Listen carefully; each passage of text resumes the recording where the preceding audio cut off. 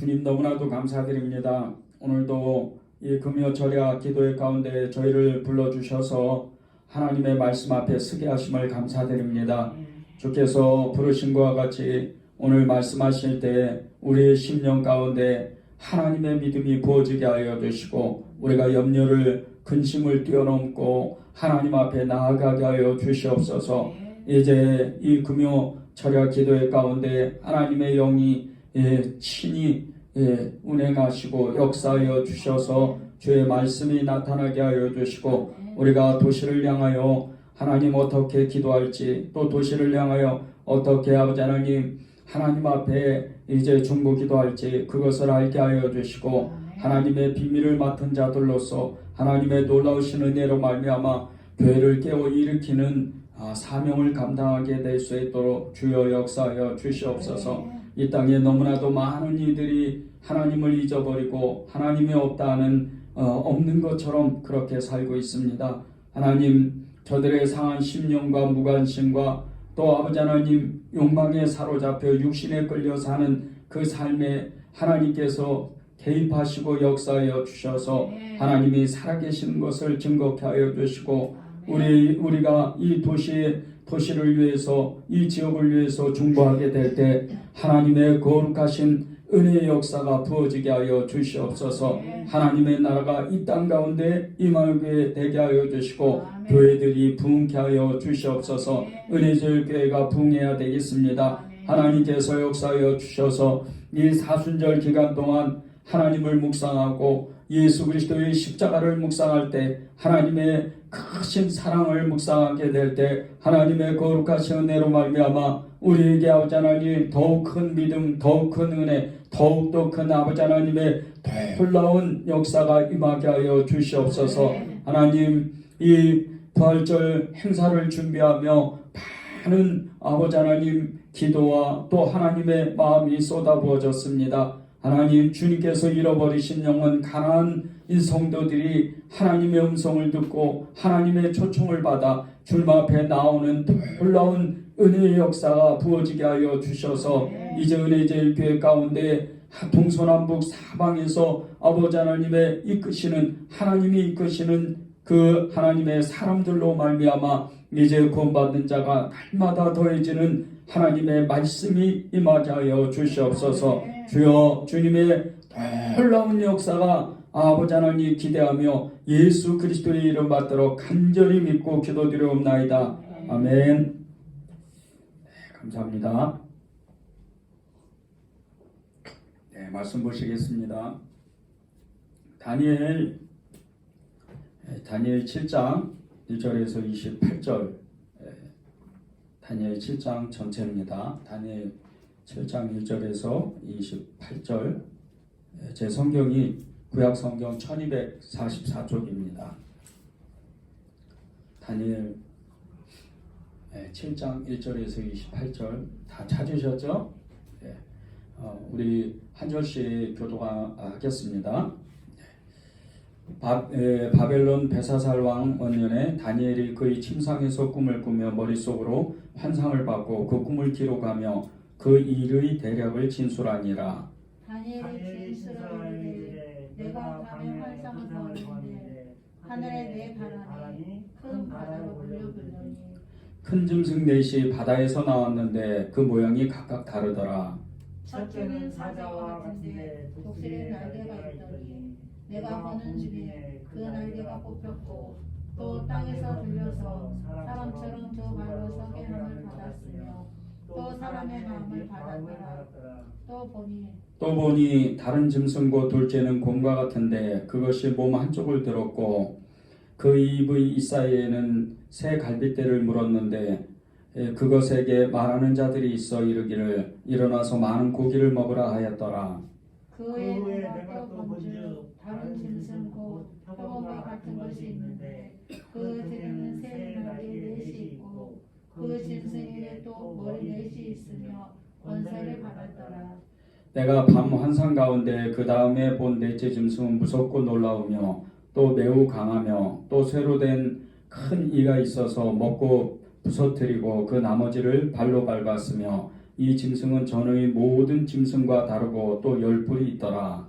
내가 그 뿔에 유심히 보는 중에 다른 작은 뿔이 그 사이에서 나더니 첫 번째 뿔 중에 셋이 그 앞에서 뿌리까지 뽑혔으며 이 작은 뿔에는 사람의 눈 같은 눈들이 있고 또 입이 있어 큰 말을 하였더라. 내가 보니 왕자가 놓였고 예적부터 항상 계신 이가 좌정하셨는데 그의 옷은 희기가 눈 같고 그의 머리털은 깨끗한 양의 털 같고 그의 보좌는 불꽃이요 그의 바퀴는 타오르는 불이며 불이 강처럼 흘러 그의 앞에서 나오며 그를 섬기는 자는 천천히요 그 앞에서 모셔선 자는 만만이며 심판을 베푸는데 책들이 펴놓았더라.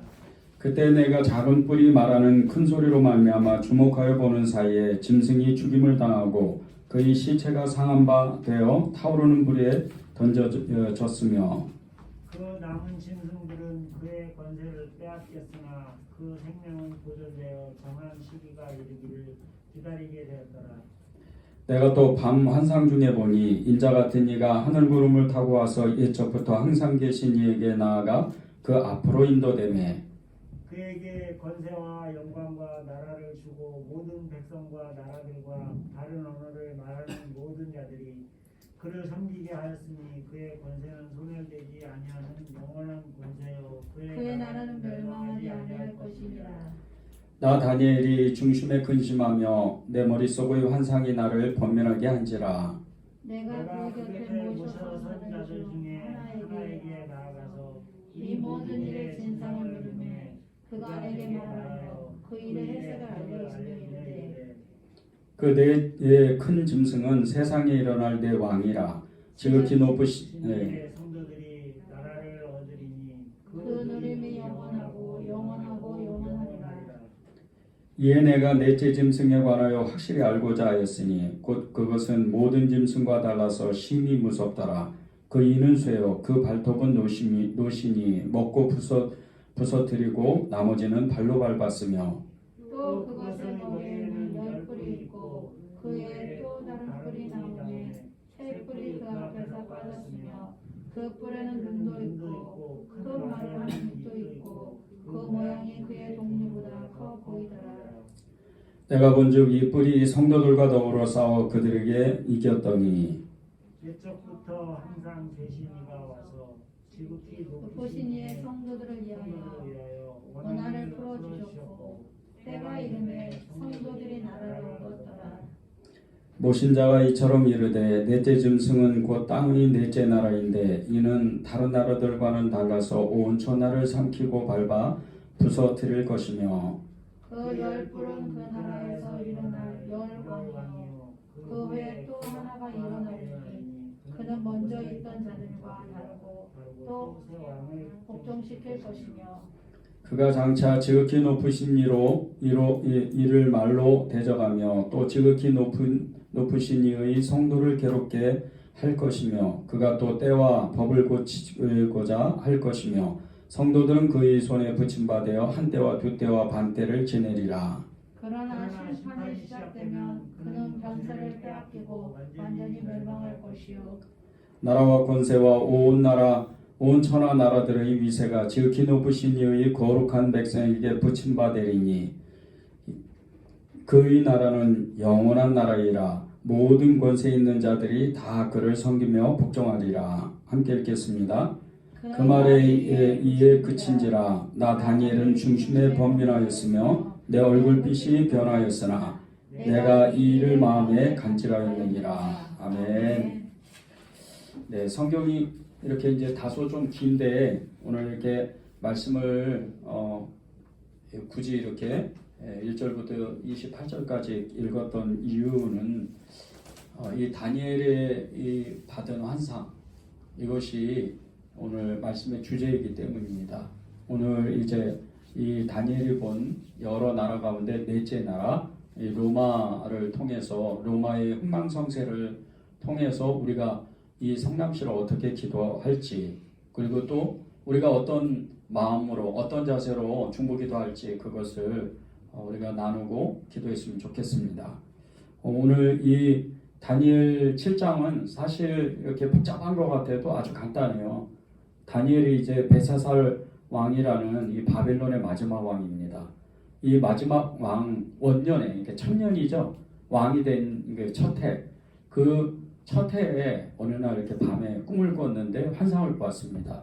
근데 이 환상이 이제 수백 년이 지나가지고 그 예수님의 제자 중에 한 사람이었던 요한, 이 요한이 밤모섬에서 본 환상과 똑같은 환상을 같이 봅니다.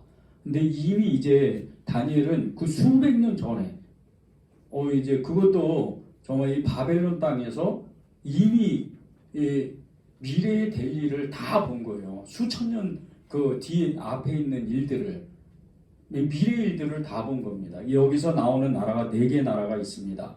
첫 번째는 오늘 이제 바벨론 이 나라가 있고, 두 번째 메데바사라고 불리는 페르시아가 있고, 그리고 세 번째 나라가 헬라고 그리스죠. 이 헬라의 나라가 있습니다. 그리고 이제 맨 마지막에 나오는 나라가 로마입니다. 근데 이 로마가 다시 또 멸망해가지고 열국으로 바뀌어요. 그래서 이제 로마가 실제적으로 세계사에 보면 로마가 망하고 나서 이 프랑스, 영국 그리고 독일을 비롯해서 여러 나라들, 이 덴마크나 여러 나라들이 이제 세워지게 되고, 실제적으로 세계 역사 가운데 수많은 이 로마의 후손들, 로마의 그 문화를 가진 잔재의 나라들이 이 유럽을 중심으로 생기게 됩니다.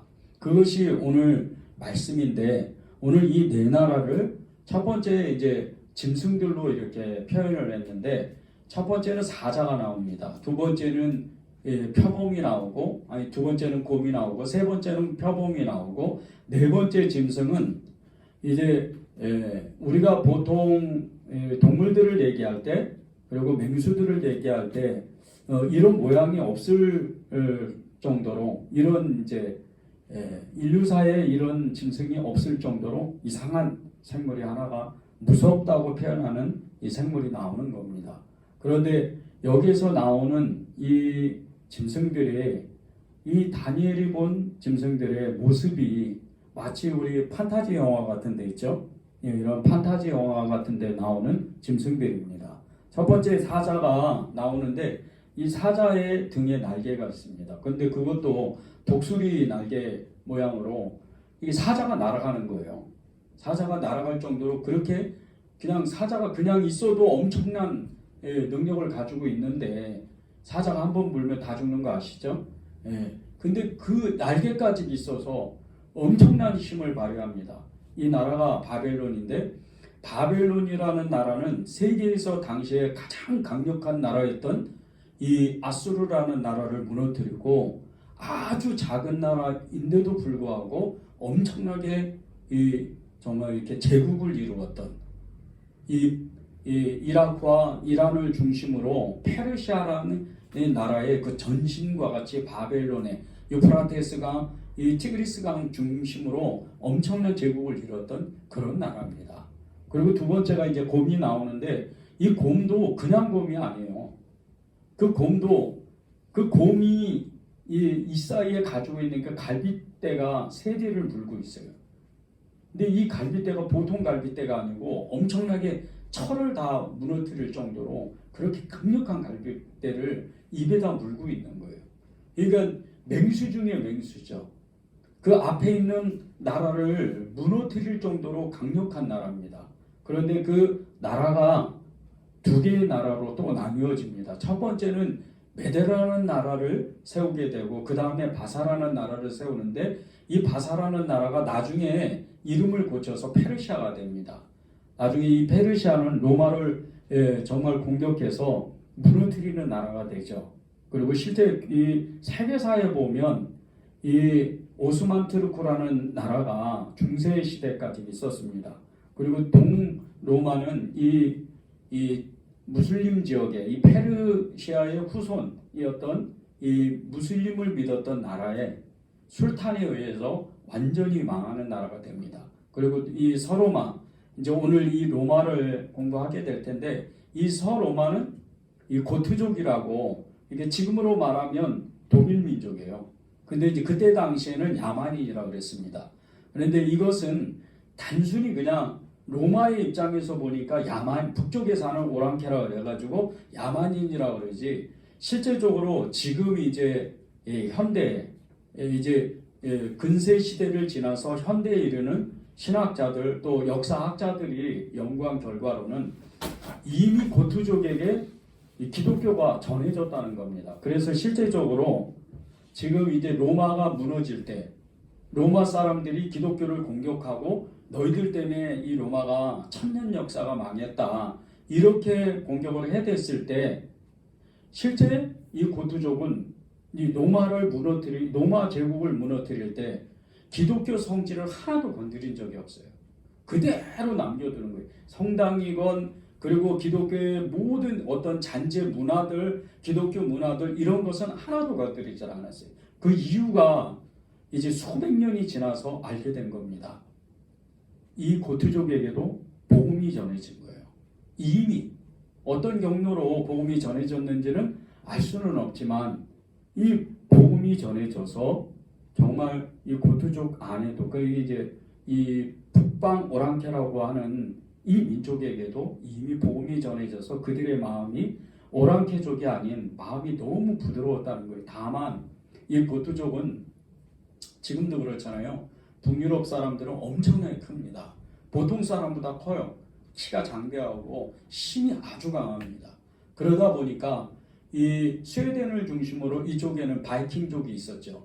그리고 그 맞은편에 이제 이 게르만족이라고 그러죠. 슬라브족 그 오기 전에 이 게르만족들은 엄청나게 강했습니다. 이 군사력이 강했고 힘들이 강했어요. 그래서 이렇게 이제 진행을 했는데 이 세 번째 나라 이제 이 페르시아를 표현을 할 때 표범으로 이 다니엘이 그 환상을 보았습니다. 근데 이 표범도 그냥 표범이 아니고 날개가 4개나 달려 있어요. 그것도 새의 날개가. 그 앞에 이 사자는 독수리의 날개를 달았다 그랬는데 이 표범은 날개가 4개인데 새의 날개를 달았습니다. 그리고 표범의 머리가 4개나 되는 거예요. 엄청나게 희귀하게 생겼잖아요. 벌써 여러분이 나중에 인터넷 같은 데서 이렇게 이제 다니엘이 본 환상 짐승 4마리 이렇게 찾으면 거기 다 나옵니다. 그런데 진짜 너무나 희귀하게 생겼고 이게 진짜 판타지 영화에서나 나오는 그런 짐승입니다. 이 페르시아는 말할 것도 없죠. 엄청납니다. 이 그리스는 엄청난 나라라. 이 그리스를 처음에 세우게 될 때 여러분이 다 아시죠? 알렉산더 대왕은 그 엄청난 그 정복 전쟁으로 인해 가지고 대제국을 이뤄요. 헬라 대제국을 이룹니다. 이 헬라 문화가 이제 나중에 로마의 이 헬라가 무너지고 그리고 그리스가 무너졌지만 나중에 문화는 오히려 이 로마가 헬라에 그냥 점령이 당해요. 그래서 그리스 문화가 그렇게 로마에 많은 거예요. 지금도 이 원형 경기장이나 그리고 높은 산에 신전을 쌓고 올림푸스 산 이렇게 신전을 쌓는 거, 아폴로 신을 세우는 거 이런 문화들이 원래는 로마에는 없었어요. 그리고 나중에 황제가 신이 됩니다. 이런 헬라 철학적인 문화가 그리스가 로마에 망했지만 오히려 문화는 그리스가 로마에게 영향력을 끼쳐주는 그런 나라가 됩니다. 이 세 번째 나라가 표범입니다.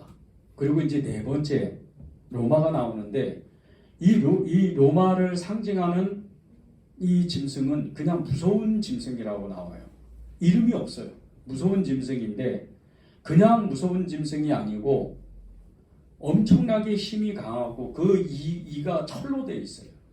그래서 이 짐승이 한번 물면 모든 것이 무너지는 거예요. 실제적으로 이 로마는 아주 작은 나라였어요. 아주 너무나 작은 나라.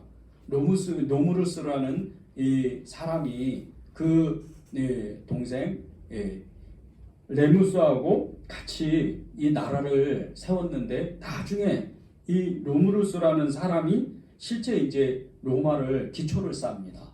그리고 나서 그 후손들이 이탈리아 반도를 전체를 다 정복하고 이제 가장 강력했던 로마의 가장 강력했던 시대가 지중해는 물론이거니와 북아프리카 그리고 영국까지 또 멀리는 페르시아 국경까지 엄청나게 대제국을 이룹니다. 이게 이제 로마의 번성기예요.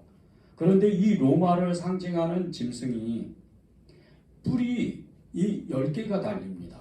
그리고 그 뿔들 안에 눈들이 달리고 그 눈 안에 이제 작은 뿔이 나오는데 그 눈 안에서 나오는 그 뿔 안에 이 큰 권세를 받는 말하는 권세를 받습니다.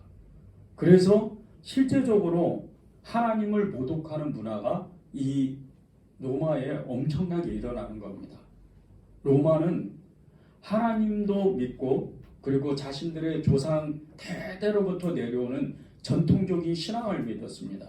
그런데 그 신앙이 황제가 신이 되고 황제에게 절을 하지 않으면 황제에게 순종하지 않으면 황제의 말에 순종하지 않으면 다 극형에 처했어요. 그래서 예수님 때에 예수님을 시험했던 이 유대인들 제사장이나 그리고 또 서기관들이 예수님을 시험할 때 세금에 대해서 그것을 시험할 때 예수님이 이렇게 말씀하십니다. 가이사의 것은 가이사에게 하나님의 것은 하나님께 바쳐라. 근데 그것이 무슨 뜻이냐면요. 이 가이사가 로마 황제의 이름입니다. 이 가이사라는 이름은 어떤 한 사람의 특정한 이름이 아닌 가이사 계속 그 이름이 계속 그 이제 이름 앞에 나오는 겁니다. 황제라는 뜻이에요. 그래서 가이사의 것은 가이사에게 바쳐라는 거예요. 실제적으로 이 로마는 이제 번성할 때 이 엄청나게 번성하는 그 계기 중에 하나가 무려 30만 킬로가 넘는 생각해 보세요. 수천 년 전에 2000년 전에 이미 도로를 닦았어요. 로마는. 그런데 그 길이만 해도 30만 킬로예요. 요즘과 같이 아스팔트 기술이 있고 고속도로를 깔거나 이런 기술도 없는 그냥 돌을 깔아가지고 길을 만드는데 이 로마가 그런 기술을 가진 거예요. 그래서 로마로 가는 길을 아무도 막지 못했던 거예요. 로마는 가는 곳곳마다 문화를 점령하고 그리고 길을 닦았어요. 그럴 정도로 강력했습니다.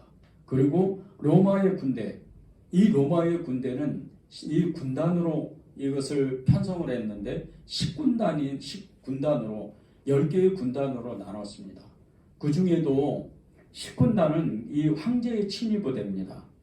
실제 예루살렘이 예수님이 말씀하신 것처럼 예루살렘에 돌 위에 돌 하나도 남지 않을 것이다. 이 예언을 하셨는데 이 말씀을 하셨는데 이 예루살렘이 AD 70년에 이 정말 돌 위에 돌 하나도 남지 아니하고 이스라엘 그 예루살렘에 살던 거의 한 수십만 명의 사람들이 거의 다 죽을 정도로 그랬던 이 부대가 이 황제의 친위 부대였어요. 황제의 친위 부대가 친히 와가지고 티토 장군이라는 이 사람이 와서 완전히 이 예루살렘을 혁파하고 예루살렘에 종교 생활을 하지 못하도록 하나님을 섬기지 못하도록 완전히 무너뜨렸어요. 이게 AD 70년에 있던 일입니다. 그런데 이런 로마도 망했다는 거예요. 로마가 먼저 망하고 그 뒤에 이제 서로마가 망했는데 이 서로마는 AD 476년에 북방 민족이었던 고트족에 의해서 망합니다. 그런데 이 망한 이유가 있어요. 로마가 망한 이유. 로마는 처음에는 로무루스 이 초대 황제를 통해 가지고 왕을 통해서 엄청나게 이웃을 정말 점령하는 지역마다 굉장히 유화 정책을 써서 그들의 문화를 존중해주고 그들의 신을 존중해줘서 아주 이렇게 결연을 맺는 그런 정책을 썼어요. 유화 정책이죠. 그래서 나라가 굉장히 부강하고 탄탄하게 쓰고 그리고 로마 군인들을 실제적으로 로마 사람이 아닌 사람들 로마 사람이 아닌 사람들을 많이 썼어요. 그 중에도 스페인 사람들. 이 스페인 사람들은 전쟁을 엄청나게 잘합니다. 스페인 사람들은 그냥 전쟁을 하는 게 아니고 전략적이고 그리고 평소에 훈련을 엄청 받은 사람들이에요. 이 사람들이 한번 전쟁에 나가면 거의 전승, 그냥 모든 전쟁마다 전승할 정도로 그렇게 강력한 군대였습니다. 그런데 나중에는 이제 귀족들이, 황제 가족들이 욕심이 나기 시작을 한 겁니다. 그래서 평민들을 굉장히 억압하고 괴롭혔어요. 그리고 나서 타락하기 시작을 하는 겁니다. 귀족들은 더욱더 자기의 재산을 쌓기 시작을 했고 군인들조차도 그렇게 용맹을 떨었던, 용맹을 정말 과시했던 이 군인들은 대부분의 너무나도 힘이 연약한, 그리고 군용을 이탈하고 많은 도둑질을 하고 그리고 세금 포탈하는 이런 사람들이 굉장히 많아진 겁니다. 우리 성경에 보면 그 세례 요한이 이제 회개의 세례를 외치다가 여러 사람들이 부르들이 옵니다. 그 중에 군인들이 와요. 군인들이 그러면 우리는 어떻게 회개를 합니까? 그러니까 너희가 받는 급료를 족하게 여겨라. 이렇게 얘기를 해요. 다 이유가 있어요. 그만큼 이제 로마가 점점 타락해진다는 증거입니다. 실제적으로 이 로마가 무너질 때, 로마가 멸망하게 될 때 AD 476년에 고트족에 의해서 멸망을 했는데 이때는 이미 로마의 기독교 문화가 엄청나게 팽배한 때였어요. 그래서 귀족들 중에도 황제 가족들 중에도 예수님 믿는 사람이 굉장히 많았습니다. 그러한 반면에 또 한쪽에서는 조상 대대로부터 내려오는, 그리고 그리스 헬라 문화, 헬레니즘이라고 그러죠. 이 알렉산더 대왕이 정복하는 곳곳마다 그리스 문화를 전했어요. 그런데 이 헬라 문화들이 헬라 문화를 섬기는, 로마의 그 황제들을 섬기는 이런 사람들도 굉장히 많았다는 겁니다. 고트족에 의해서 멸망할 때 공격 대상을 이 귀족들은 기독교인들에게 했어요. 그래서 너희들 때문에 로마 천년의 역사가 망했다. 그렇게 계속 공격을 해댄 겁니다. 그때 교회의 이 기독교의 지도자라고 이제 정말 존경받는 어거스틴 다 아시죠? 이 어거스틴이 그의 책 신곡이라는 책이 있습니다. 이 신곡은 정말 고전 중에 고전이고 엄청난 그 하나님을 아는 그런 책입니다. 그런데 이 신곡이라는 책에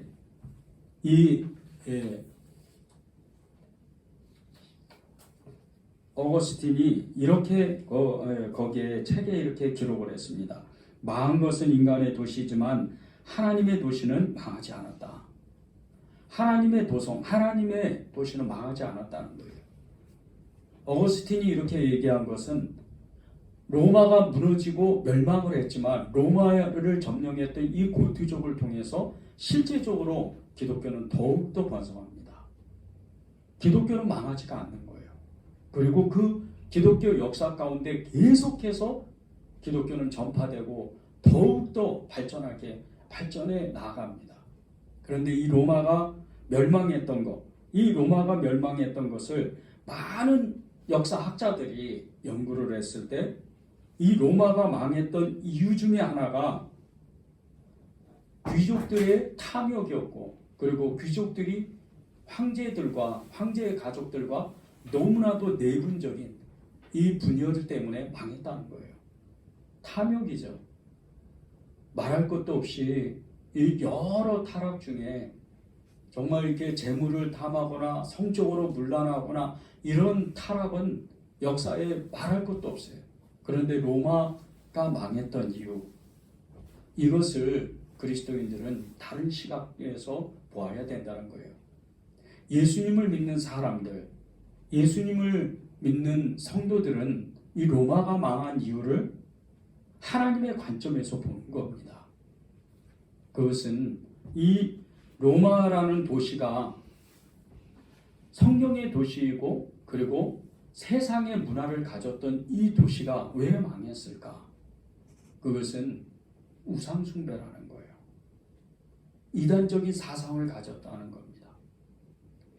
하나님을 믿고 하나님을 받아들인 이 로마의 황제 가족과 황제 집안과 그리고 귀족들, 이 사람들은 하나님이 정말 전지전능하고 천지를 창조하시고 그리고 세상을 다스리신다는 것을 믿지는 않았습니다.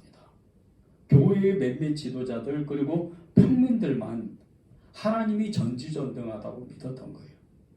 대다수의 귀족들과 황제 가족들은 자신들이 가지고 있는 권력을 빼앗기지 않기 위해서 그들은 계속해서 하나님도 믿고 그리고 예수님도 믿고 자기들이 믿는 신들도 믿었다는 거예요. 이것 때문에 로마는 점점 망하게 됩니다. 이것 때문에 로마는 점점 무너져 와요. 그런데 그것이 이미 성경에 기록되어 있다는 거예요. 오늘 말씀과 같이 다니엘이 본 이 환상, 똑같은 말씀이 요한계시록 13장에 가면 요한이 봅니다. 요한이 그 상황을 똑같이 봐요. 수백 년의 차이가 있고 서로 다른 인물이에요. 시대가 다른 인물들입니다.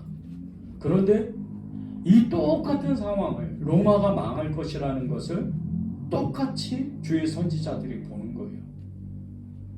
다니엘은 이 환상을 보고 마음에 간직해뒀다 그랬어요. 두려움 중에도.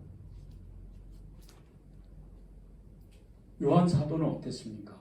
환상을 보고 나서 마음이 떨려서 그가 바닥에 엎드려서 움직이지 못했다 그랬어요. 너무나 엄청난 일이기 때문에. 그 뒤에 인류의 모든 역사 그것을 보고 이 요한은 하나님을 섬기지 않는 것, 같은 도시라고 해도 우상숭배하는 이 지역과 우상숭배하는 국가, 이 도시는 완전히 끝내는 망한다는 것을 이 요한 사도도 본 거예요. 우리가 왜 도시의 붕을 위해서 기도합니까? 왜 이 땅에 우상숭배를 떠나가도록 왜 기도합니까? 계속 같은 말을 반복하는 것 같은데도 아닙니다. 도시마다 특색이 있어요. 로마는 1000년의 역사를 가지고 있었어요. 이 1000년의 역사 가운데 로마가 가장 번성할 때는 인류 역사 가운데 정말 지금 요즘과 같이 요즘 얼마나 목욕탕 문화가 잘 돼 있어요. 그런데 로마는 이미 그 목욕탕 문화를 다 가지고 있었다는 거예요. 2000년 전에. 로마의 목욕탕 문화는 엄청나요. 관계 수로를 끌어내서 물을 데우고 그리고 그 안에서 이 여러 사람들이 정말 이렇게 즐거운 한때를 보내고 정말 이렇게 교제할 수 있는 그런 환경을 만드는 이런 문화들. 그리고 길을 닦는 것도 그냥 닦지를 않아요. 그냥 산을 깎고 도로를 깎아서 길이라고 하지는 않아요. 다 돌로 깔았어요. 그럴 정도로 로마는 문화가 발달됐어요. 그리고 로마의 이 시군단이나 되는 이 군사 작전이나 이런 것들은 정말 지금 이 현대의 군사력으로 볼 때도 굉장히 전략적인 이런 지략을 쓰는 그런 군대입니다. 로마의 군인들은 이 긴 창을 갖지 않고 긴 칼을 갖지 않습니다. 아주 작은 중창을 가져요. 그런데 일사불란하게 100명 단위로 우리가 백부장이라는 얘기를 많이 이렇게 들었죠. 천부장. 이것이 로마에서 나온 겁니다. 로마의 군용에서 나온 거예요. 100명의 단위로 군대를 만들어요. 중대병력으로. 그런데 이 중대병력은 한 곳이 무너지면 전쟁에서 한 곳이 무너지면 이 중대병력을 다 죽여버립니다. 군법이 그렇게 엄해요. 그래서 로마 군대는 절대 지지를 않아요. 여기가 무너지면 다 몰살하기 때문에 전쟁이 이겼는데도 나중에 군법회의에 들어가면 이 100명을 다 죽여버려요. 그럴 정도로 아주 강력한 법을 씁니다. 그래서 절대 안 지는 거예요.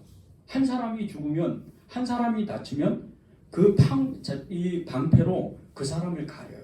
우리가 에베소서 6장 10절에서 18절에 거기에 보면 그 모습이 로마의 그 군인의 표시라고 제가 늘 말씀드리는데 그 군장의 모습입니다.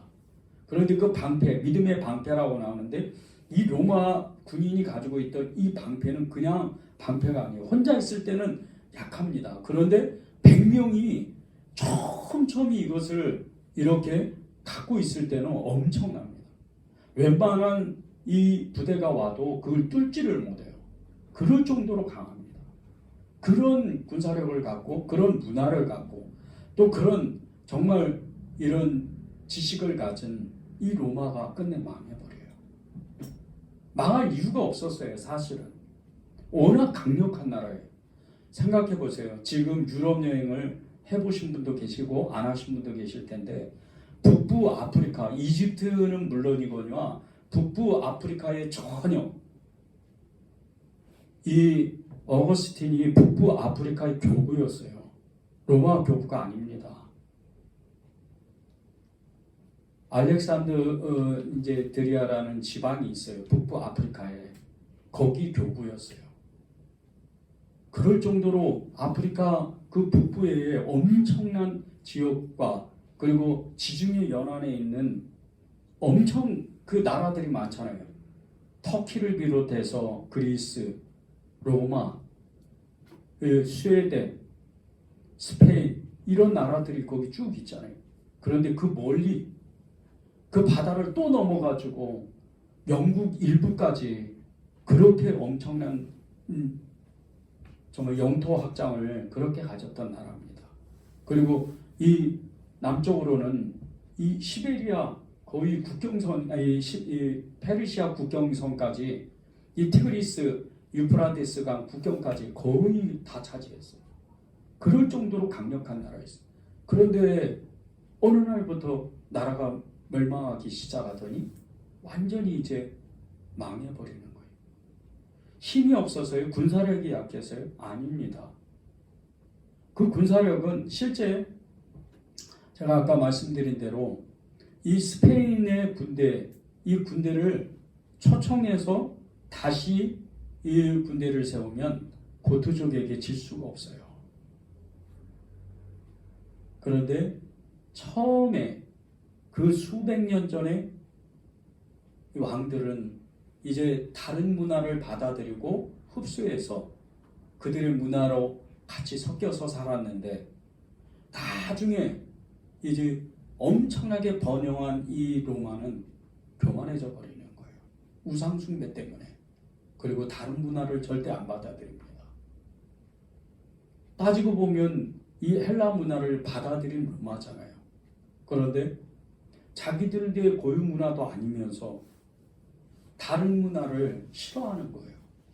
그것 때문에 이방인 용병들을 쓰지를 못하고 군인들을 장군들을 세우지를 못해서 명장이었던 유명한 장군들을 다 죽여버립니다. 그 일 때문에 로마가 망한 거예요.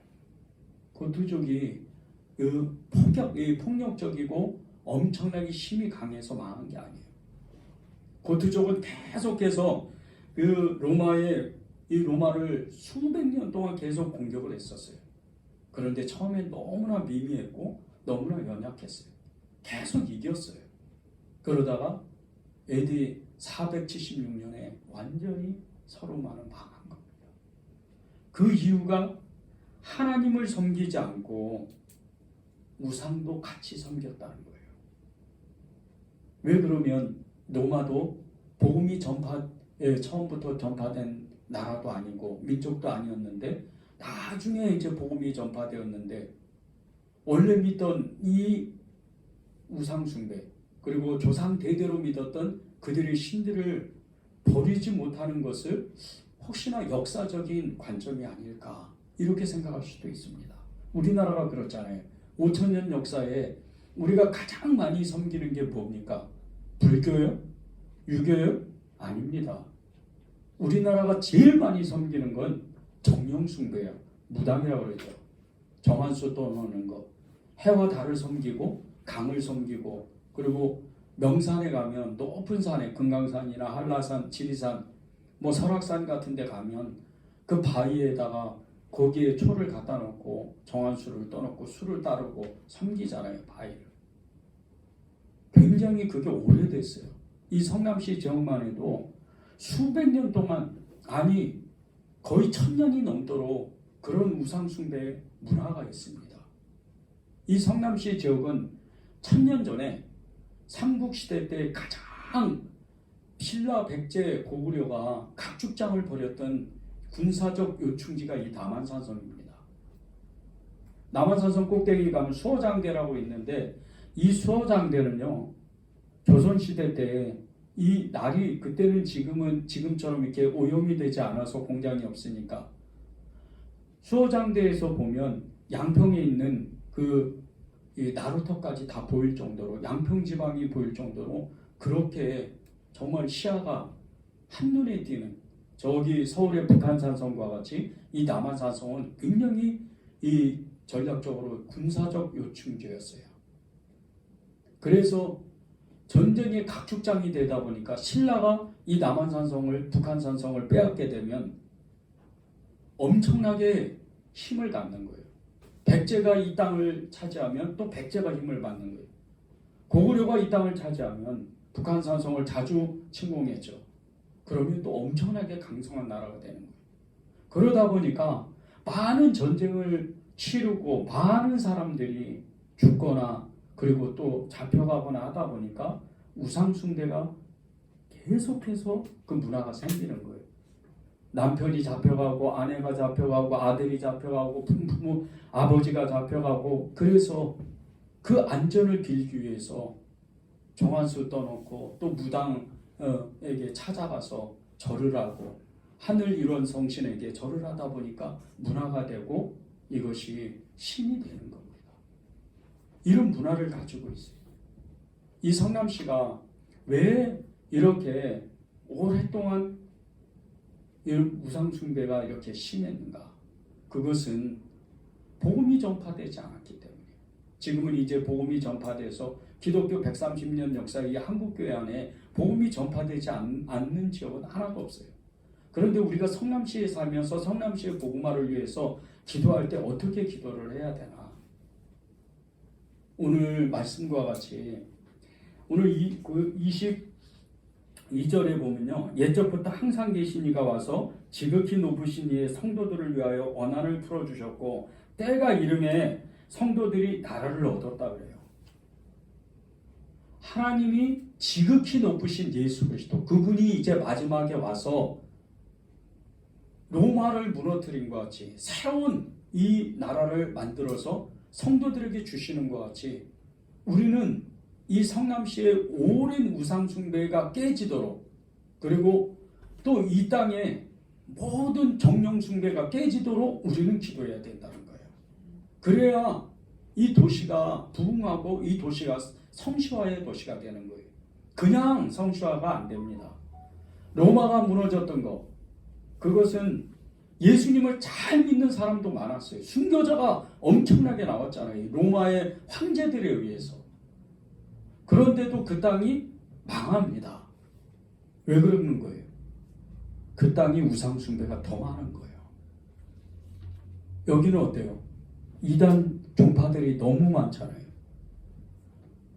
여기 태평동에 오래 사신 분도 계실 거예요. 그런데 여기 내려가면 두 번째 골목에 그 안쪽으로 이렇게 쭉 내려가면 거기 이제 음식점들이 많죠. 음식점들이 많은데 이렇게 이제 이 종합시장 쪽으로 쭉 내려가다 보면, 이게 이제 중앙시장 쪽으로 내려가다 보면 첫 번째 사거리가 나와요. 그 사거리 대각선에 그 이제 타 종교인 이렇게 무슨 종파 하나가 있습니다. 불교 종파의 여러 지류 중에 하나예요. 그런데 그 종파가 불교에서도 말하는 이렇게 인정받지 못한 종파예요. 제가 3년 전에 러시아에 이 장로님들과 함께 단기 선교를 갔었습니다. 그런데 단기 선교를 우스리스크로 갔었어요. 러시아에. 근데 이 우스리스크 그 길을 갔는데 거기에 한 어떤 지역을 이렇게 이제 독립군들 그 이제 탐방지 같은데 이런 데를 갔었습니다. 그 해랑강이라고 그랬죠. 그 우리 가요에도 나오는 이제 성가에도 나오는 해랑강 거기를 갔었는데 그런데 거기 이 울스리 그 안쪽으로 가면서 야산을 이렇게 차로 타러 가는데 그냥 산 중턱에 엄청나게 큰 불상이 하나가 있는 거예요. 아무것도 없어요. 그냥 불상 하나 떡 있어요. 근데 그 규모가 보통 큰 게 아니에요. 네?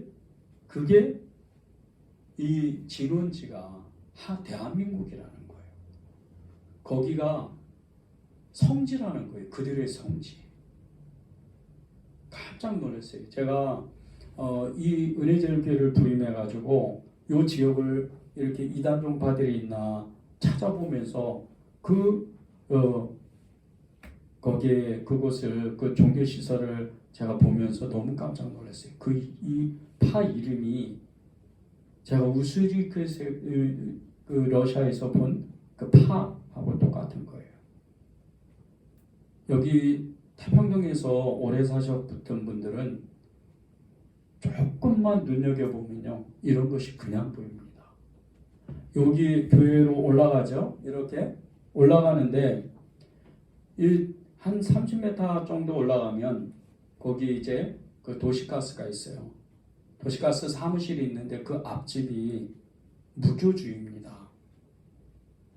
그 현판 유심히 보신 분도 계실 거예요. 무교주예요. 그들도 종교를 가지고 있는 거예요. 무교주의. 이런 것이 여러분이 사는 도시에 얼마나 많은지 몰라요. 지하철마다 올라올 때 웬 청아한 이렇게 구슬 돌아가는 소리가 날 거예요. 천리교입니다.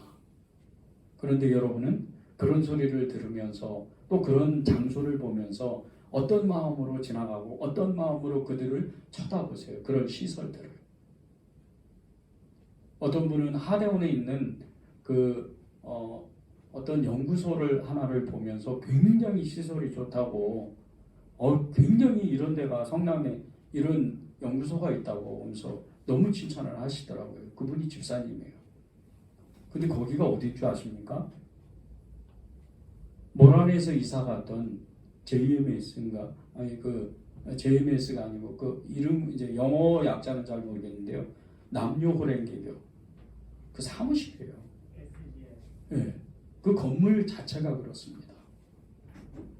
그리고 이 남한산성 안에는 천년된 사찰이 2개나 있어요. 엄청납니다. 복정동에 큰 교회가 있죠. 감리교회 큰 교회가 있는데 그 교회를 바라보는 이 봉국사 그 꼭대기 이게 이제 영장산이죠. 영장산 꼭대기에 이 부처가 서 있는 이 열애 신상이 있어요. 그런데 그 규모가 얼마나 큰지 몰라요. 20m도 넘어요. 그런데 거기에서 그 동상이 그 눈을 보면요. 복정동 사거리를 내려다보고 있어요. 이런 거를 여러분이 그냥 지나치면 안 됩니다. 여러분이 예수님 믿고 여러분 한 사람이 천국 가는 거 좋습니다. 너무 기쁜 일이에요. 그보다 좋은 일은 없어요. 그런데 하나님을 믿는 사람이 있는 곳에 교회가 있는 곳에서는 반드시 문화가 바뀌어져야 돼요. 하나님이 여러분을 구원하셔가지고 사명을 주실 때 가장 마지막에 하고 싶으신 일이 뭔지 아십니까? 사회 구원이에요. 문화를 바꾸는 거예요. 모든 문화를 기독교로 바꾸는 거예요. 그것이 여러분의 부르심이에요. 이 로마 귀족들과 하나님을 믿지 않는 사람들, 로마 사람들은 하나님을 모독했어요. 끊임없이 모독하는 겁니다. 특히 예수 믿는 사람들. 우리 주변에도 많잖아요. 교회 나가려면 그 뭐 예수 믿는다고 떡이 나와 밥이 나와 이러면서 막 대놓고 얘기를 하잖아요. 로마 사람들이 그랬다는 거예요. 그 말씀이 요한계시록 13장 1절에 나옵니다. 내가 보니 바다에서 한 짐승이 나오는데 뿔이 10이요 머리가 7이라 그 뿔에는 10왕관이 있고 그 머리들에는 신성 모독하는 이름들이 있더라. 오늘 이 다니엘 7장 계속 읽으면서 넷째 이 짐승이 그 10뿔을 가지고 있는데 그 입에서 말하는 권세를 받았다고 했어요. 신성을 모독하는 말을 하는 겁니다. 이 신성을 모독하는 말, 이 로마 사람들이 그렇게 예수 믿는 사람들, 하나님을 오히려 모독하고 대적하는 이런 사람들이 많아서 결국은 그들이 망한 겁니다. 다니엘이 본 이 짐승들은 사실 이 네 마리의 짐승은 독립되어 있는 것처럼 보이지만 요한계시록에 가면 다 하나입니다. 계속해서 하나님을 대적하는 거예요. 바벨론이든 메대든 바사든 그리스든 로마든 다 하나님을 대적하는 거예요. 사단은 끊임없이 그것을 일으킵니다. 우리가 적그리스도의 영이 이러는데 이 적그리스도의 영은 다른 것이 아니에요. 하나님을 모독하는 겁니다. 어떤 특정한 세력이 아니에요. 하나님을 모독하는 문화, 하나님을 모독하는 어떤 행위, 이런 것들이 다 적그리스도라는 거예요. 특정한 어떤 사람일 수도 있죠. 악한 영에 붙들려가지고 끊임없이 하나님을 대적하는, 이 대한민국 땅에 자칭 예수라고 성령이라고 말하는 이단적인 사상을 갖고 이단 행위를 하는 사람들이 200명이랍니다. 예수가 그렇게 많은지 몰라요. 그런데 이 성남 땅 안에 그런 예수가 있는지 여러분 모르십니까? 성남에도 있어요. 성남에도 자칭 예수라고 그래요. 그런데 그런 곳에 사람이 몰려가는 거예요. 너무나 아파요. 마음이 너무나도 아픈 거예요. 여러분은 여러분의 교회만 기도하십니까? 여러분의 가족만 기도하세요? 여러분의 사업장만 기도하세요? 그러면 안 돼요. 도시를 위해서 왜 부흥을 위해서 기도합니까? 예레미야 선지자는 그랬어요. 너희가 사로잡혀가게 한 그 바벨론, 그 땅의 평화를 위해서 기도해라. 그것은 그 땅이 평화를 가져오면 너희가 그곳에서 평안히 살게 되기 때문이라고. 그렇게 예레미야 선지자는 이야기를 했어요. 여러분의 교회만 잘 되면 좋습니까? 여러분의 가정만 잘 되면 좋아요? 여러분의 직장만 잘 되면 좋습니까? 그런데 코로나로 너무나도 힘들고 어려울 때, 직장 나오지 말라고 그러고 다 해고시킬 때 여러분은 무엇을 하실 겁니까? 아니 코로나보다 더 정말 엄청난 바이러스가 온 인류를 덮는다면 여러분은 어떻게 할 겁니까? 그러니까 교회를 위해서 기도도 하지만 도시를 위해서도 기도하는 거예요. 이 도시를 위해서 왜 기도해야 됩니까? 저는 안타까운 것이 나라와 민족 통일 그리고 열방과 세계를 위해서 기도 많이 합니다. 그런데 정작 도시를 위해서 기도하는 사람은 너무나 적어요. 자기가 살고 있는 도시를 위해서 기도하지 않아요. 자기가 살고 있는 도시를 위해서 정말 눈물로 기도하는 사람이 부족한 거예요. 로마가 망한 이후 수많은 순교자들이 황제를 통해서 많은 기독교인들이 로마 원형 경기장에서 정말 사자밥이 되고 십자가형에 정말 수많은 사람이 죽기도 하고 순교하고 기름가마에 그리고 굶어 죽고 맞아 죽고 목이 잘려 죽고 수많은 사람이 죽었습니다. 그럼 로마는 번성해야 되잖아요. 로마를 통해서 세계가 정말 복음화가 돼야 되잖아요. 근데 왜 로마가 망해요? 하나님을 모독하는 자들이 많았다는 거예요. 이 도시는 안 그렇습니까? 이 성남시는 안 그래요?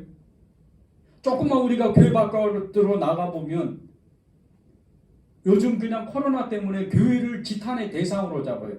솔직히 교회에서 확진되는 그 정말 확률은 이제는 좀 낮아요.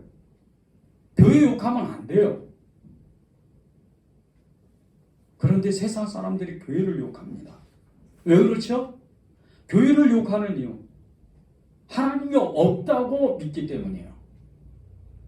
그러면 여러분 그런 소리를 들으면 어떤 마음이 드세요? 아파해야죠. 하나님의 마음을 받아야죠. 하나님의 마음으로 여러분이 기도해야 돼요. 우리가 은혜만 받고 하나님의 예배를 통해서, 교제를 통해서, 찬양을 통해서, 기도를 통해서 하나님을 만나고 은혜만 받는 것도 좋아요. 그런데 여러분의 사명은요, 정말 힘들고 지칠지라도 하나님의 나라를 위해서 기도하는 그 사명도 있다는 겁니다. 그런데 그 사명을 행하지 않으면 그 은혜가 항상 지속되는 게 아니에요. 정말 여러분이 이 도시를 위해서 내 가슴을 치고, 하나님, 이 도시에 악이 창궐합니다. 저를 사용해 주셔서 이 도시를 변화시키는 기도자가 되게 해주십시오. 먹고 사는 문제 힘듭니까? 내 일신의 문제도 너무나도 어려운 일들이 있습니까? 그런데 여러분이 도시가 평안하지 않으면 거기에 더욱더 힘든 거 아십니까? 나라가 평안하지 않으면 6.25 때 얼마나 많은 순교자가 났어요. 이 남한 땅 안에 북한의 교회가 더 많았었어요. 이 한반도 전체에 3분의 2의 교회가 북한 땅에 있었어요. 그런데 전쟁 통해 어떻게 됐죠? 다 피난 온 겁니다. 서울로 부산으로 다 내려간 수많은 순교자들이 있어요. 전쟁만 나도 이렇게 교회가 무너지고 있는데 많은 성도들이 가족을 떠나서 떠돌아다니는데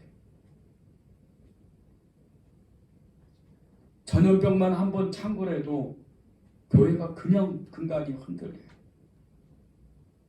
그러면 여러분, 무엇을 위해서 여러분은 정말 그리스도인의 삶을 살 수가 있겠어요? 기도해야죠. 여러분이 사는 지역과 도시를 위해서 기도해야 되는 거예요. 예수님을 믿지 않는 사람들은 하나님을 모독할 수밖에 없어요. 저들은 하나님을 알지 못하니까. 정말 입에 담기도 너무 어려운 무슨 XX 이러면서 정말 기독교는 그런 종교다, 이런 식으로 막 욕을 해요. 그런 소리를 들을 때 여러분은 어때요? 에이, 그런 사람은 그런 사람이고 이렇게 생각하세요.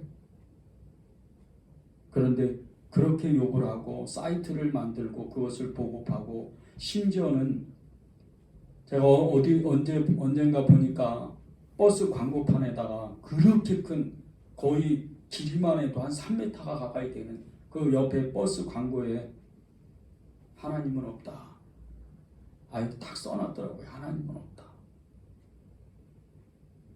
그런 걸 볼 때 여러분은 어떠세요? 그 도시를 활보하는 거예요. 그 버스가. 가슴을 아파야죠. 기도해야죠. 이 땅에 그리스도의 문화가 임할 수 있도록 기도해야 되는 거예요. 그들의 정신 가운데, 그들의 문화 가운데, 그들의 생각 가운데 하나님이 들어갈 수 있도록 기도하는 거예요. 로마서 1장 19절 20절을 제가 읽어드릴게요. 이는 하나님을 알만한 것이 그들 속에 보임이라. 하나님께서 이를 그들에게 보이셨느니라. 창세로부터 그의 보이지 아니하는 것들, 곧 그의 영원하신 능력과 신성이 그가 만드신 만물에 분명히 보여 알려졌나니 그러므로 그들이 핑계하지 못할지니라. 예수 안 믿는 사람들이요, 12월 31일 되면 동해바다로 다 갑니다. 새해 해 뜨는 거 보려고, 일출 보려고. 근데 그거 왜 그런 줄 아십니까? 자기 사는 거 축복받으려고 그렇게 이제 소원 빌려고 가는 건데, 그 마음속에 하나님으로 돌아가려고 하는 회귀 본능이 있어요. 왜 해마다 가요? 마지막에 사람이 죽을 때 자기 고향을 그리워해요. 그리고 자기 부모님을 그리워합니다. 인간은 그렇게 만들어졌어요. 하나님이 그렇게 만드신 거예요. 오늘 여기 말씀을 보세요. 로마서 1장 19절 20절에 보십시오. 하나님을 알만한 것이 그들 속에 있다는 거예요. 그리고 하나님은 그들에게 보이셨다는 거예요. 창세로부터 그게 보이지 않은 것들, 그 영원하신 능력과 신성이 그 만드신 만물에 분명히 보여졌다는 거예요. 왜 해를 보고, 왜 달을 보고, 우주를 보고, 이걸 이렇게 거대하고 이렇게 어마어마한 이런 세계를 누군가가 만드셨을 거다. 예수 안 믿는 사람도 적어도 그런 생각을 합니다. 무신론자, 진화론자도 다 그런 생각을 해요. 그런데 그들의 마음이 거기서 그치면 안 돼요. 그들의 마음을 깨우기 위해서 우리는 기도하는 겁니다. 하나님, 저들의 생각을 찾아가 주시고 저들의 마음을 찾아가 주셔서 하나님이 저들에게 예수님을 알게 하여 주십시오. 이렇게 기도하는 겁니다. 그것이 여러분의 사명이에요. 요한일서 4장 1절에서 6절 다소 길지만 제가 읽어드리겠습니다. 사랑하는 자들아, 영을 다 믿지 말고 오직 영들이 하나님께 속하여 있나 분별하라. 많은 거짓 선지자가 세상에 나왔습니다. 이로써 너희가 하나님의 영을 알지니 곧 예수 그리스도께서 육체로 오신 것을 부인하는 시인하는 영마다 하나님께 속한 것이요 예수를 시인하지 아니하는 영마다 하나님께 속한 것이 아니니 이것이 곧 적그리스도의 영이라. 오리라 한 말을 너희가 들었거니와 지금 벌써 세상에 있느니라. 자녀들아, 너희는 하나님께 속하였고 또 그들을 이기었나니 이는 너희 안에 계신 이가 세상에 있는 자보다 크심이라. 그들은 세상에 속한 거로 세상에 속한 말을 하며 세상이 그들의 말을 듣느니라. 우리는 하나님께 속하였나니 하나님을 아는 자는 우리의 말을 듣고 하나님께 속하지 아니하는 자는 우리의 말을 듣지 아니하나니 진리의 영과 미혹의 영을 이로써 아느니라. 적그리스도의 영이 무엇을 하겠어요? 안 믿는 사람을 일단 잡습니다. 그들의 마음 가운데 하나님을 절대 알지 못하도록 우상숭배의 영을 넣어요. 정령숭배의 영을 넣는 거예요. 그리고 무신론의 영을 넣어요. 말씀이 들어가지가 않아요. 아무리 그들에게 복음을 전해도 왜 전도가 안 됩니까? 노방전도 전도지 10만 장 돌려도 한 사람이 돌아오지 않는다는 통계가 있어요. 왜 그런지 아세요? 무신론의 영에, 정령숭배의 영에, 우상의 영에 가득 차 있기 때문이에요. 그러니까 복음이 전해지지 않아요. 이것은 하나님의 주권적으로 구원하시기를 원하시는 주 예수 그리스도의 그분이 일하셔야 돼요. 구원도 하나님이 하시는 거예요. 저와 여러분이 하지를 못합니다. 그런데 우리가 할 수 있는 게 있어요. 하나님이 우리에게 동역자라고 말씀하시고 함께하고 싶었다고 하시는 게 있어요. 그게 중보입니다. 그게 기도예요. 도시를 위해서 왜 기도합니까? 로마가 망한 것을 왜 수천 년 전에 로마가 망했는데 우리의 이 기도와 무슨 상관이 있어요?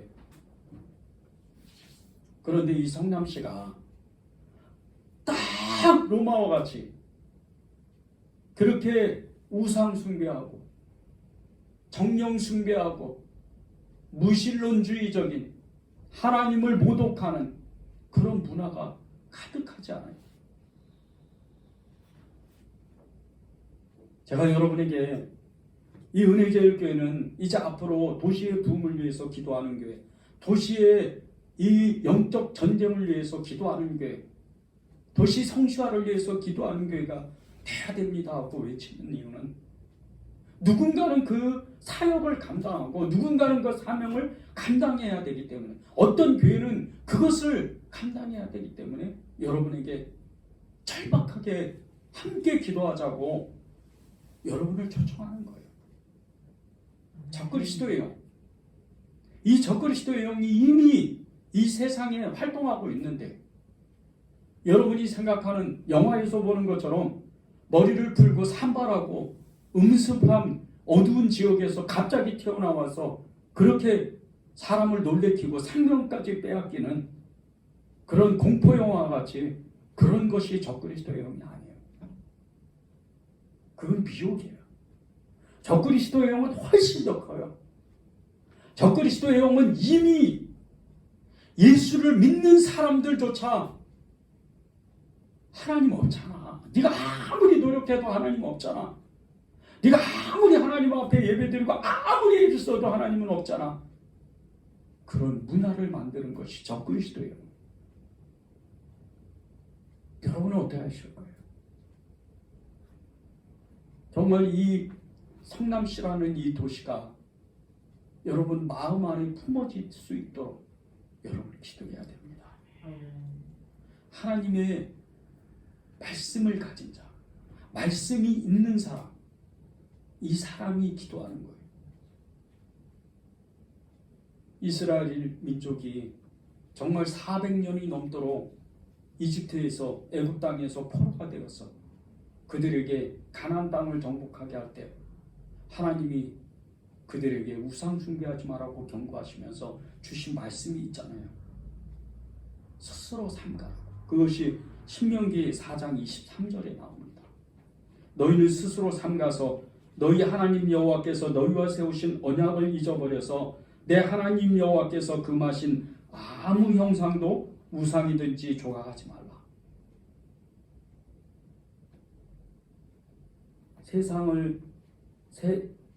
세상 가운데에서 예수님을 믿지 않는 세상 사람들은 적그리스도의 영에 그냥 붙들려서 저들은 하나님의 나라를 위해서 기도할 수도 조차도 없고 하나님을 알지도 못하는 존재이지만 예수님을 믿는 우리에게도 세상의 문화에 젖어서 의로운 롯이 심령을 상한 것 같이 소돔과 고모라에서 그 엄청난 악을 보면서 자기도 모르게 마음이 상하는 거예요. 우리가 그러고 있지 않습니까? 우리가 우상 숭배하는 게 뭐죠? 세상에 하나님을 모독하는 부자들,